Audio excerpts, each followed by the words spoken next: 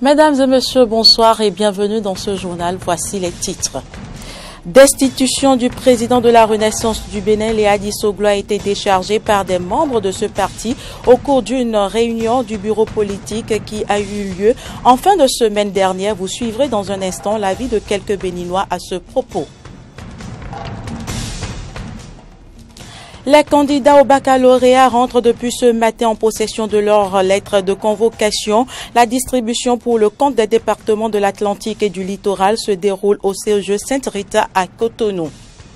Le Real Madrid est le nouveau champion d'Espagne. Le club madrilène a décroché son 33e titre ce dimanche lors de la dernière journée de la Liga grâce à un succès de 2-0 face à Malaga.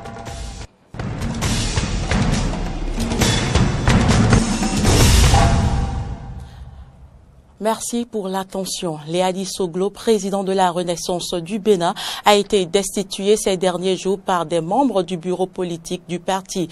La réunion de ce bureau politique se déroulait en fin de semaine dernière. Notons que Léadi Soglo a réagi à sa destitution.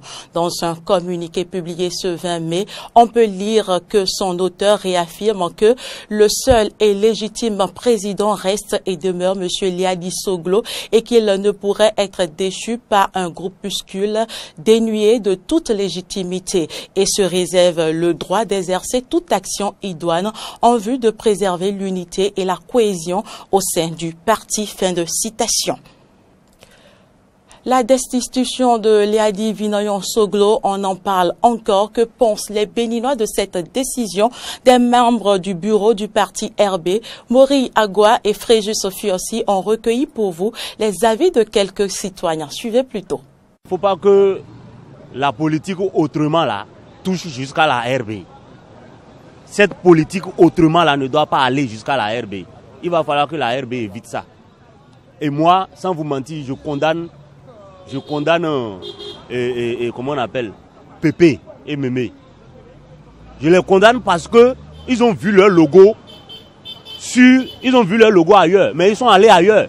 Voilà ce qui se passe maintenant. Il va falloir que, moi je dis, en ce qui concerne la décision du président Léadi Soglo, si les tests sont respectés, le président Léadi Soglo n'a qu'à se retirer. C'est vrai que le parti, la base même du parti vient d'eux, mais il n'a qu'à se retirer et accepter. Il n'a qu'à savoir que c'est le peuple qui décide. Il n'a qu'à accepter. Ce n'est pas les gens qui sont là qui seront. Le peuple est en train de voir tout ce qui se passe. Et ils vont voir comment le peuple va trancher au moment opportun. Ces 20 personnes qui sont allées à Bomé faire un congrès, appeler d'un congrès, moi je vois que c'est des agitations politiques. Parce que ça n'a aucun effet. Ils sont en train de faire des soubresauts comme un mouton qui veut mourir. C'est des intérêts capitaux, c'est des intérêts personnels qui les épousent à faire ce genre de choses. Nous étions ici en 2010, quand des problèmes arrivaient à la RB. Ces décideurs ne sont pas soulevés, mais ils étaient restés muettes. Nous étions là. Quand la RB avait de problèmes, maman et papa étaient voyagés. Qui a pris la fonction de la RB? C'est le président actuel, Léadi Vinoyon Soglo, qui a gardé le parti jusqu'à l'arrivée de son papa. Il a investi jusqu'à ce qu'ils sont revenus. Nous quittons là. 2016, ils ont vu leur logo sur une liste électorale. Ce décideur-là, ils n'avaient pas réagi, ils se sont tus. Parce qu'ils créaient quelque chose. Est-ce que c'est Zizou qui va passer? Est-ce que c'est Talon qui va passer? Ils ont la bouche clouée. Mais aujourd'hui, ils ont vu que c'est Patrick Talon qui est là. Il va rester là jusqu'en 2021. Les mains invisibles ont commencé par toucher le petit Léadi. Mais c'est archi grave ce qu'ils sont en train de faire. Et quand il s'agit de la cotisation de la RB, est-ce qu'on voit ceux-là, combien ils cotisent? Quand vous avez des députés, des ministres, des conseillers, des maires, qui sont dans un parti politique qu'on appelle Renaissance du Bénin, et que le parti prend comme candidat quelqu'un, et que le président d'honneur du parti trahit le parti, et va à Bomé dire que c'est la recolonisation, Béanzin a refusé, Kaba a refusé, Chola a refusé. Qui trahit qui? C'est les remèdes de ce que Père a semé. Mais la fois passée, vous n'avez pas vu Soglo Père devenir roi à Badou là-bas, chez lui, chez sa maman. Or, la crise politique même existe chez lui, dans son parti, le parti qu'il a créé. Il faut que Soglo revienne, ramène la balle à terre. Et que la famille Soglo laisse le parti, que ça soit partisane et que ce ne soit pas une destinée ou un patrimoine d'une famille personnelle. Sincèrement, si j'ai un message à lancer, je vais lancer ce message aux gens, aux militants de la Renaissance du Bénin, d'être sereins, d'être unis, puisque l'ouragan du nouveau départ ne les emporte. Ils n'ont qu'à écouter le président Léadi. Pour le moment, c'est lui le président. Il est bien vrai qu'ils ont fait un comité transitoire, mais légitimement, c'est d'abord Léadi qui nous conduisait. Donc, suivez le vent de Léadi, et ça va aboutir à quelque chose. Au registre éducation, la direction du baccalauréat a démarré ce lundi 22 mai la distribution des lettres de convocation pour l'examen du baccalauréat session de juin 2017. Pour le compte du département de l'Atlantique et du littoral, c'est le CEG Sainte-Rita qui sert de cadre pour la remise de ces convocations. Antoinette Sago, Denis Maroya. Je suis venue chercher ma convocation. C'est pour me rassurer si les noms sont bien écrits sur le papier et tout ce que j'avais déposé comme pièce est respecté, c'est tout. La vérification des données, c'est ce que fait également cette candidate libre au baccalauréat session juin 2017. Remplir la fiche, émarger et puis retirer enfin sa lettre de convocation.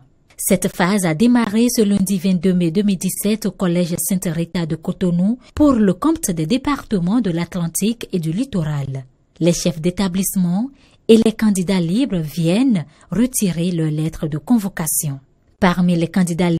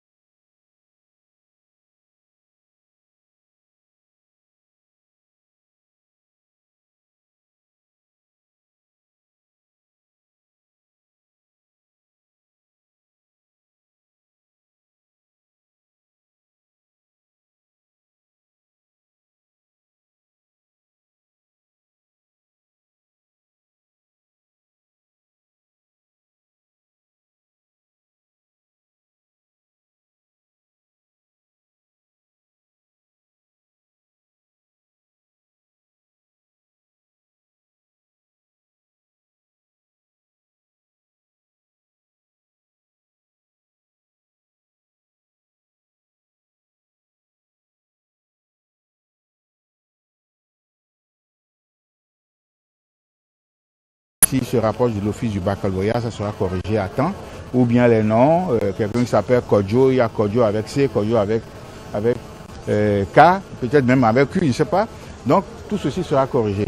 Le 19 juin prochain commencera la section normale de l'examen du baccalauréat au titre de cette année 2017 sur toute l'étendue du territoire national. Les 115 255 candidats inscrits sont donc appelés à avoir toutes les pièces nécessaires. Éducation toujours, on était habitué au Bénin aux cérémonies des couleurs dès lundi matin, marquées par l'hymne, l'exécution de l'hymne national en français. Mais une pratique d'un genre nouveau se développe au CG1 d'Abomey-Calavi. Dans cet établissement, l'hymne national est chanté non plus seulement en français, mais dans différentes langues. C'est un reportage de Samson Oké et de Fréjus Fiorsi. Lundi matin, collège d'enseignement général d'Abomey-Calavi, comme dans tous les établissements publics d'enseignement sur toute l'étendue du territoire national, élèves, enseignants et responsables administratifs s'emparent autour du drapeau national. C'est la cérémonie des couleurs.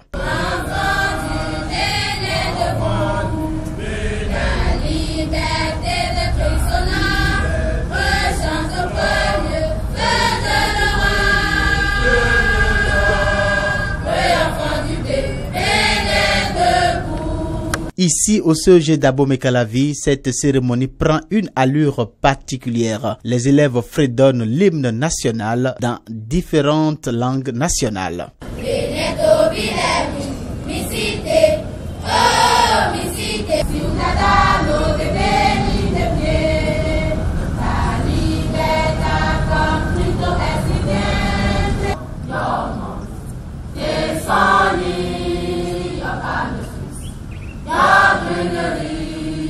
Une réminiscence de la période révolutionnaire dont le surveillant général adjoint du collège explique l'idée. Nous nous sommes dit que bon, puisque nous enseignons les langues, les différentes langues là à nos apprenants, pourquoi ne pas essayer?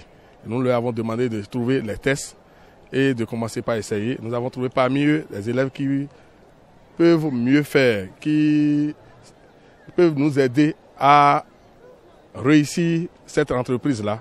Et nous nous sommes basés sur ces élèves-là pour contaminer tous les autres et les amener à voir ce que vous avez vu. Malgré les cours, les évaluations, la pression des enseignants, les élèves trouvent le moyen de consacrer un peu de leur temps à l'apprentissage en différentes langues de l'Aube nouvelle, l'hymne national du Bénin. On fait répétition. Quand on n'a pas cours, on reste là-bas pour faire les répétitions des chansons, pour avoir les... C'est comme ça on fait pour apprendre les livres nationaux. Nous avons des instruments avec lesquels nous travaillons. On prend les heures libres pour pouvoir faire la répétition de l'hymne national en chaque langue. On a d'abord fait notre répétition seul en classe et après on a fait avec d'autres classes, la terminale, la première à 2 et puis la 4e. Cette option s'explique au regard du contexte pédagogique selon la directrice de l'établissement. Comme nous sommes en milieu pédagogique, la langue que l'enfant apprend, on a pensé qu'il va devoir manipuler la langue.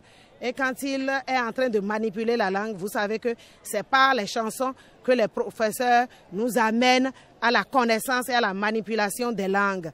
Et qu'on serait en train de chanter autre chose, si on pouvait chanter notre hymne aussi en version de cette langue, je pense que c'est un atout, ce serait un atout, un acquis pour les élèves. La cérémonie des couleurs est en pleine déshérence dans de nombreuses administrations publiques et même les établissements d'enseignement privés. Le cas du CEG d'Abomey-Calavi pourrait servir d'exemple pour ramener un peu de patriotisme dans les rangs des élèves béninois. On les retrouve sur de nombreux visages en milieu urbain au Bénin. Il s'agit des lunettes fumées, des lunettes dont le port, parfois fantaisiste, peut être source de problèmes. Reportage. Protection contre les rayons du soleil pour les uns, accessoires de mode, voire de séduction pour les autres, les lunettes fumées se retrouvent désormais sur de nombreux visages en milieu urbain au Bénin. Une habitude qui ne devrait pas avoir de conséquences sur la santé des yeux. Je porte les lunettes à cause du soleil avec poussière. Non, moi j'ai pas vu raison, hein. Ça m'a plu plus seulement. Hein. Ça me plaît de porter les verres fumés seulement. C'est pour plusieurs raisons. Premièrement, c'est pour me protéger contre la poussière.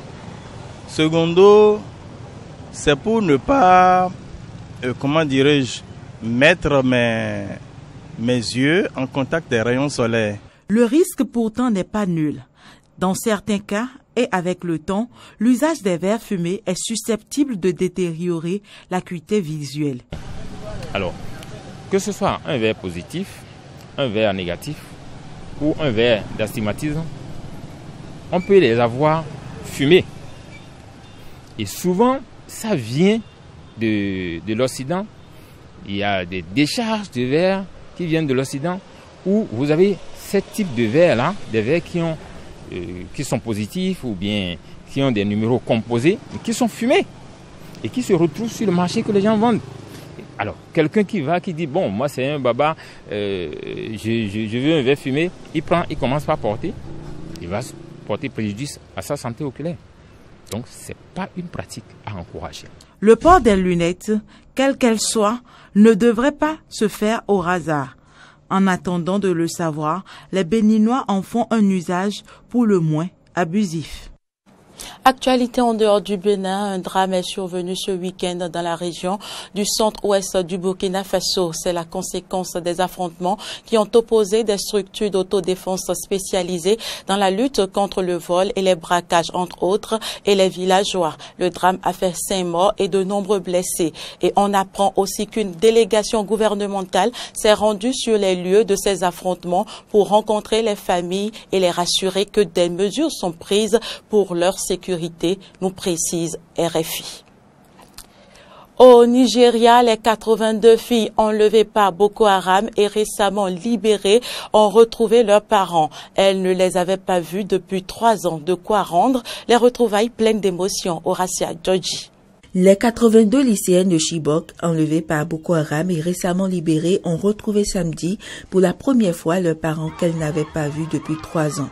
Les jeunes filles n'avaient eu aucun contact avec leurs parents depuis avril 2014, date de l'enlèvement par les djihadistes de plus de 200 lycéennes dans le nord-est du Nigeria. Au cours de la réunion qui a eu lieu dans la capitale fédérale Abuja, les pères ont tenu serrer leurs filles pour les embrasser, tandis que les mères poussaient des cris de joie, des larmes coulant sur leurs joues.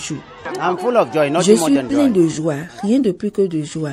Je suis plein de joie. Je remercie vraiment Jésus-Christ, qu'il sauve celles qui sont encore en captivité. Je suis très heureux, je ne réalise pas, parce que pendant 3 ans n'est pas 3 jours. Aujourd'hui, c'est arrivé. Dieu a répondu à nos prières. En avril 2014, 216 jeunes filles âgées de 12 à 17 ans avaient été enlevées dans la localité de Chibok. 57 avaient réussi à s'échapper juste après. Cet enlèvement de masse avait provoqué une vague d'indignation mondiale. Début mai, 82 lycéennes ont été libérées contre des prisonniers après de longues négociations. 21 autres avaient été libérées en octobre 2016 avec l'aide du Comité international de la Croix-Rouge et de la Suisse, et 3 ont été retrouvés au cours des 12 derniers mois. Plus de 100 sont toujours aux mains du groupe. Le président brésilien, acculé par de graves accusations de corruption, est passé à l'offensive ce week-end. Il demande la suppression de l'enquête initiée à son encontre.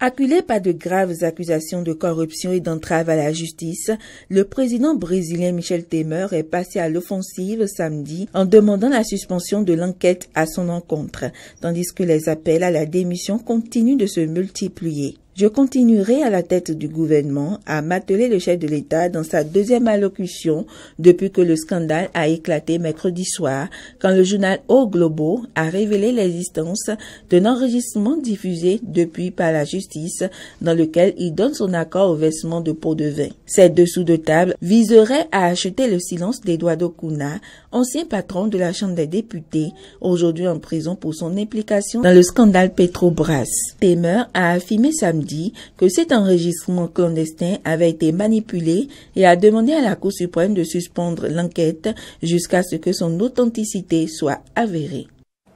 On ouvre la page sport de cette édition et on revient d'abord au Bénin pour parler de la saison 2017 de Maracana lancée depuis ce week-end. L'événement a été couplé au lancement du championnat départemental Atlantique Littoral de ce sport. Laurent Tonéikes.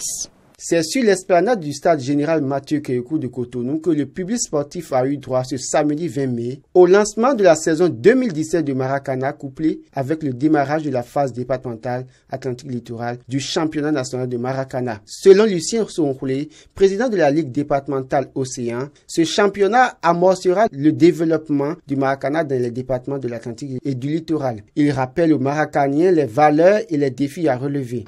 Je voudrais rappeler que nous avons le devoir de mettre en pratique les valeurs cardinales du Maracana, la CFA, convivialité, fraternité et amitié, dans tout ce que nous entreprenons afin d'inspirer d'autres à nous rejoindre et à investir. La Ligue Océan a de nombreux défis à relever et nous voudrions toujours compter sur le soutien indéfectible de tous et surtout de la FEBEMA quant à la bonne conduite des charges qui nous incombent.